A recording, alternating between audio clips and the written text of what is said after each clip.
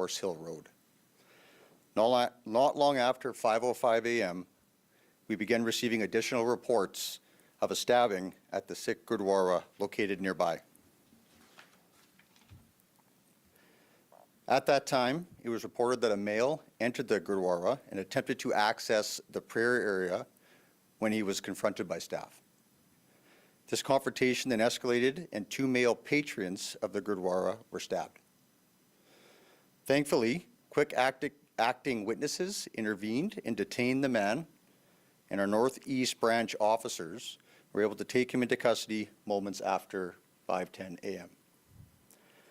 I can confirm that EMS then responded as well and subsequently treated and transported the 75-year-old and 51-year-old male victims to the hospital with non-life-threatening injuries. The incident is now under investigation by the investigative response team, and charges are pending against a 27-year-old man. The EPS Hate Crimes Unit has also been engaged and is working closely with the investigators to determine if this incident was hate-motivated. At this time, we can tell you that the 27-year-old man is known to police and has a significant history of violence offenses dating back to 2015. We've learned that he was released from a federal institution yesterday, August 20th, 2026, where he had been serving a sentence for aggravated assault and assaulting a peace officer, and he failed to report to his designated Edmonton halfway house. Additional investigation into this motivations and how he came to be near the Gurdwara remains underway. As charges have not been laid, we're unable to share the suspect's name at this time. The investigation is currently in its very early stages, with many more investigative tasks to complete. As such, we appreciate your patience and can assure you we will provide updates when we are able. I'll now invite Mayor Knack to share a few words.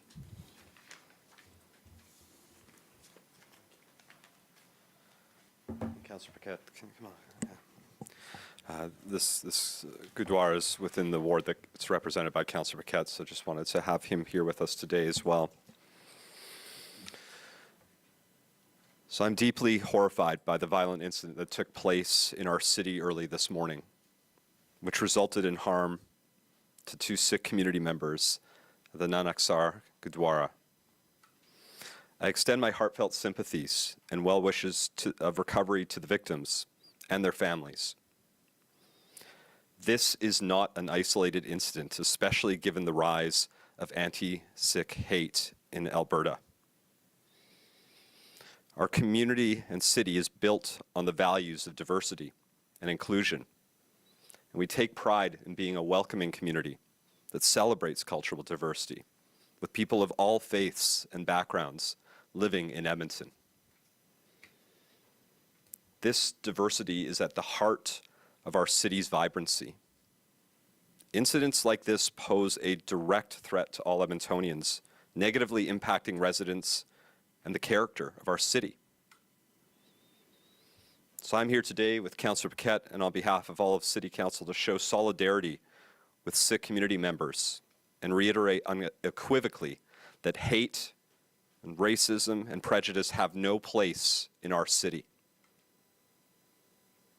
I'm incredibly thankful to the first responders, the emergency personnel, and everyone involved for their swift response to this incident. And as we navigate the aftermath of this event, I believe it's vital that Edmontonians stand united and choose to amplify the voices of peace and unity over those of hate and division. I have spoken with the leadership at the Gurdwara this morning after learning of this horrific incident, and I'll continue to stay in close contact with them and the broader Sikh community. The safety and well-being of Edmontonians is our top priority, and everyone here today is committed to ensuring that incidents like this do not continue. So thank you, and I'll turn it over to our Chief Jacob. Yeah, first off, thank you to the media that's here today. Obviously, a pretty dramatic and horrifying incident in our community today that brings us together. Thank you, Mayor Knack, Councillor Paquette for being here. Thank you, Acting Inspector Eric Stewart, and to your team for your investigation. I'd also like to echo the Mayor's comments in terms of thanking the community that intervened, the witnesses that held on to the suspect and all of our first responders. These are obviously very challenging things for police and first responders to respond to. They can be very dynamic. And obviously, there's a lot of things that we have to consider when we respond to something like this. So as we said, our thoughts are with the members of the Gurdwara and the broader Sikh community today, following this morning's violent incident. As you've learned, one person was taken into custody after attacking 2 people, and we recognize the fear and heightened sense of concern that is caused here in Edmonton and across the country. In speaking with a number of community leaders from across the city, I know there are many questions remaining about the motivation behind the attack. I want to reassure everyone that our investigators, with the assistance of our hate crimes unit, are looking at every angle to understand how and why this happened. If we determine the incident was motivated by ideology, we will be considering all applicable criminal code provisions, including those associated with hate-motivated offenses like Bill C-9. In the meantime, I urge patience and trust in our investigation until we know the facts. Now, we can't politicize this incident. As the Chief of the Edmonton Police Service, I see the heightened geopolitical tensions and increasing polarization around the world showing up locally. These realities can't be ignored, and we need to call them out when they happen. We cannot remain silent. We're not here for political disagreements, but we are here specifically for moments like this when violence impacts the safety of our community, whether that be in other places of worship, schools, or public spaces. What happened here today occurred here in Edmonton, and that's why it demands our full attention. Now, I'd like to thank you again for being here, and I'm now prepared to take any questions. Just quickly, before we start questions, if we could just, the journalists could just ask no more than 2 questions at a time, and then if we have time at the end, we will cycle through and allow you some more time. Okay? Thank you.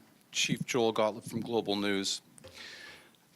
In light of this attack, are Sikh temples or any other religious temples, is there any consideration to increase security? Yeah, it's a great question. We find that after something like this happens, we see a real sense of fear in all our communities, schools, all religious institutions.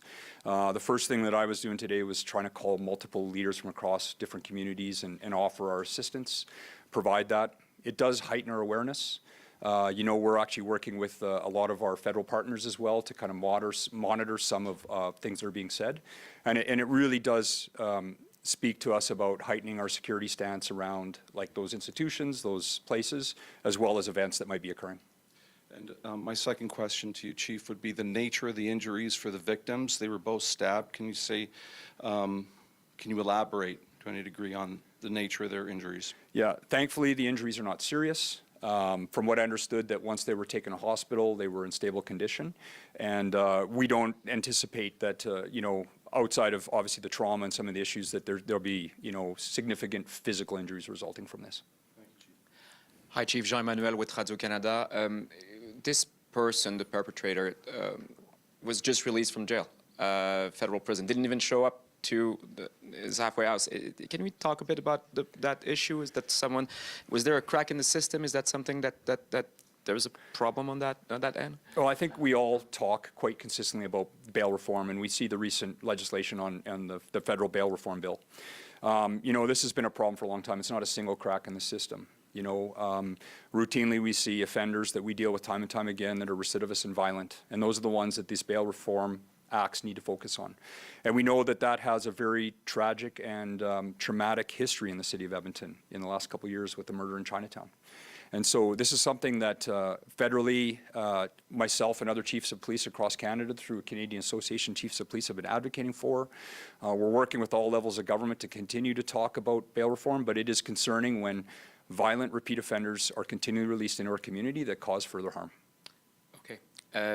Talk about the suspect. Was there any background about hate? You said he has a significant criminal history. Is there something to indicate that he had a particular problem with some different communities? I can say that we know basically the list of criminal offenses. We could say they're violent, but we don't know what the motivators would be. That's something we'd be looking into. Thank you. Hi, Johnny from the Edmonton Journal. The World Sikh Organization put out a statement saying that there were reports that a Sikh holy text, the Sikh Guru Granth Sahib Ji, was damaged in this attack, but we're hearing different things about this. Was there any damage to a holy scripture during this attack, as far as you're aware? I can say it's one of the things that we've been told, and it's one of the things we're looking into. Okay. And can you say, I mean, sometimes I'm confused about why charges are laid seemingly very quickly in some cases and not in others. I mean, it seems like he was arrested at the scene. Why? Yeah. It's presumably going to be a weekend where people Yeah. could fill in the blanks about who this person is, and that's not ideal, maybe. Yeah, that's a great question, Johnny. I wish every crime was very straightforward and we could conclude it very quickly. That's not the case. You know, you look at ongoing with the complexity of some of the stuff we're dealing with. There's obviously going to be further evidence we need to do. There's going to be investigations we need to do in terms of interviews, including of the suspect. So I think there's, as these things build, especially when we're looking at it, especially when we talk about motivation leads to the charges, there's a lot of work we have to do. It's nothing we can do very quickly, unfortunately. And sorry, just really quickly to clarify, John Emanuel had asked you about release. You had said, I think possibly Inspector Stewart had said that this was a situation where he'd finished his sentence and was released. Or was he on bail, or had he completed the sentence? I can tell you that he had been released at about 20 months of a 31-month sentence, and he was required to report to a halfway house here in Edmonton and did not. Do you know if it was parole or stat release? I don't know exactly. Okay. Yeah. Chief, Jeremy Thompson with CTV News. Wondering if you're going to be looking into whether this attack has any sort of relevance or connection to the recent threats in Calgary against a couple of Sikh temples. It's a great question. I think we are looking at all aspects of it to see what's the relationship between the offender and the victims, the past, history of the offender, where they come from. It's obviously something that we consider. And, especially when we start talking about hate crimes, and it goes back to the previous answer, there's a lot of work to do and a lot of background and we have to figure out, so. And what kind of message do you have to the Sikh community? We heard that there was a wedding at the Gurdwara just this morning. Regardless, they have, a policy of open doors. Just kind of, a message or observations about just how the community is responding here. This is one of the calls I made today was to the Gurdwara. Talked to them just recently. They sounded like things were as back to normal as they could be for them. Obviously,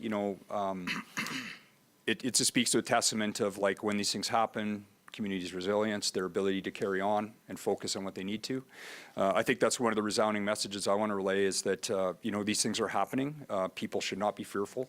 They should have an opportunity to celebrate and be in places of worship and places of celebration.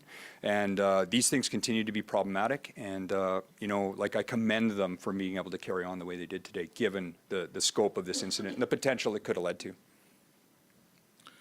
Gusharan Buthard from My Radio. My question is, it started online abuse many months ago. Then it, got into physical, altercation in few places. But in the last 72 hours, the main focus is Gurdwaras, the Sikh religion centers. Any particular reason for that? I don't know why they may be, certain things are polarizing at a certain point. I can tell you in the city of Edmonton, we have several things that are going on this week that are gaining a lot of hate and attention. And I think it's something we monitor. We try to work with our partners and hear those things. We continue to encourage people when they feel threatened or they're fearful or they see incidents, report it to us. We have an online hate portal for a reason. We have an online reporting portal. And, I can say that if you're saying that there's been a lot of anger and threats directed to the Sikh community over the last 72 hours, it's all communities are getting it. And I'm not trying to minimize it, but we want to hear those things. And next question is, Edmonton Police Service came out with a very good message that report the hate crime and we are there to help you. And the government of Alberta came down very heavily saying, look after the crime, not the opinion of people. Do you see a direct conflict there with the government and policing? I won't speak about the conflict. I can tell you that that post for us was a post, part of a strategy that we've had for 2 years about online hate and hate crimes.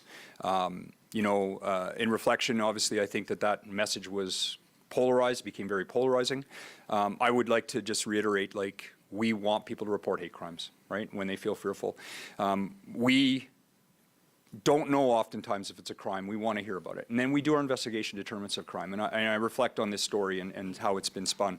The reality is, as a police officer, I've been a police officer for 30 years. I've gone to a lot of reports of crime. When I get there, I determine it's not a crime. This is no different. We want people to report things so that when we see it, we can investigate it, determine it's a crime, and proceed with an investigation. Thank you very much. Thank you. Darcy Robchan, City News. You mentioned the suspect was released from a federal institution. Can you say, was it the prison down the highway and that's how he ended up in the area, or was he released from a different area and ended up there? From what I know and what I can say, it was not a federal penitentiary in the Edmonton area. Okay. Can you say anything about the weapon that was used? I believe, and I'll look to Inspector Stewart whether or not we can talk about the weapon at this point. Yeah. Okay, go ahead. Yeah, I think with that, we can talk about that. It appears what we look like early on in our investigation. Again, these are very fluid, ongoing. We have a lot of stuff still to do. But it appears he was carrying like a screwdriver, what it looked like it be. That being said, we still have a lot of work to do on scene, going through CCTV footage and talking to witnesses. A lot of stuff to go through still. Emma from CBC Edmonton. I'm wondering if you could confirm, we heard reports that there was a priest and a volunteer that was injured. Is that something that police could confirm? I can't confirm that exactly, but it was 2 males that were in there for the purpose of worship. Thank you. And EHS also told us that 3 adults were transported to hospital. Was one of them the perpetrator? Yes. Okay, thank you. Hi, Stephanie Cram from CBC. I was just wondering if there's any connection at all, might be a bit of a leap, to the Khalistan independence movement in this situation. Not that we can see at this time, but again, it's early on to say that. So that's not any, we don't have those indications, but it might be something we uncover later. I just want to caution, right? So, Okay. And is this an issue that police have been looking into? we're aware of the issue. It's something we've been working with the community in terms of community outreach as well for a long time. Great. Thank you.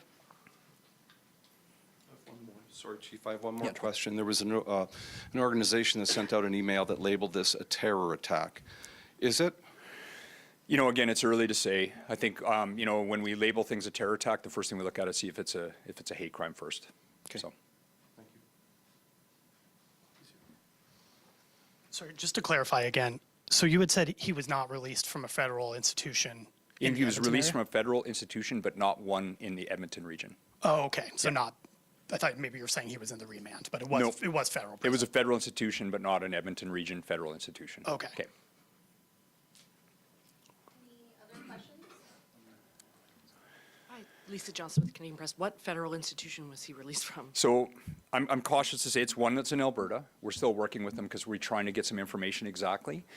We have a good indication what it was, but at this point I'm hesitant to say till we can speak a little further with CSC or Canadian Correction Services Canada. So it's one in Alberta, but it's not one in the Edmonton region. And I hate to be cagey. I just want to just be respectful until we work through some issues with them. And to be clear, you can't offer any information about the victims in this. Were they worshipers? Were they religious leaders? Did they? Can you My give us understanding any is it's 2 information about males, and they were there as worshipers, is my understanding.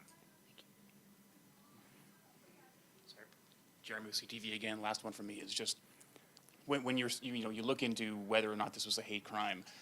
What are sort of some of the parameters that it would indicate if it was a hate crime? So I think the first thing you start to look at is location. You know, obviously we have an indication that this is a place of worship. That would be a consideration. We're going to look at who was attacked.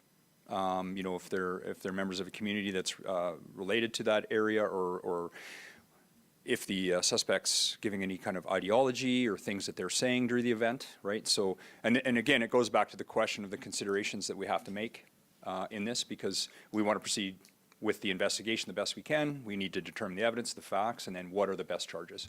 And I could say that what we're seeing in Canada right now in terms of polarization, politicization of certain things, leaders speaking out in different directions or not speaking out against hate, you know, these are the things that the police are dealing with, and it's becoming increasingly complex, difficult for us to manage some of these environments. And, you know, we see this, we hear the concerns of the community. I constantly talk to people that are fearful in this community. And, you know, it's time that leaders, we stand up and we call out hate when we see it. We condemn those that are doing it, whoever they are, and just and start to bring some peace and calm to our communities, because it's becoming a problem for police consistently. So. Just in the media's